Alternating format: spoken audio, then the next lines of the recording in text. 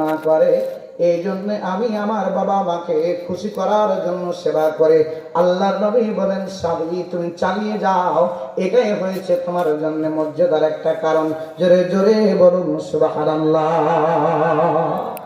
এমন বাবা মা যার বাড়িতে আছে আল্লাহর বান্দারা, বাজার থেকে একটা ডিম সুন্দর করে ছেড়ে নিয়ে আপনার মার মুখে আপনার বাবার মুখে দিয়ে দেন।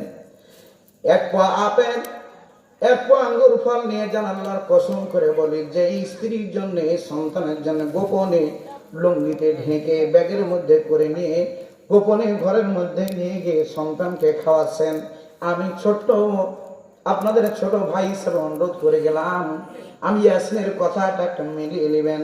এক পা আঙ্গুর নিয়ে গিয়ে আপনি আপনার মাকে দিবেন, আর কোনো কথা বলবেন না। আল্লাহর কসম করে বলি, যে সন্তানকে খাওয়ার জন্য আপনি নিয়ে এসেছিলেন, ওই সন্তানগুলোকে, ওই নাতি পোতাগুলোকে বারবার ডেকে ডেকে ফলগুলো দিবে আর শেষ করবে, একটা ফলও সে নিজে খাওয়ার চেষ্টা করবে না। কিন্তু আপনি আমি এত পাগল, ও আল্লাহর বান্দারা, একটু কায়দা কৌশল করলো মাও খুশি হয়, আমার আল্লাহ খুশি হয়। মা যদি আপনার প্রতি খুশি না থাকে,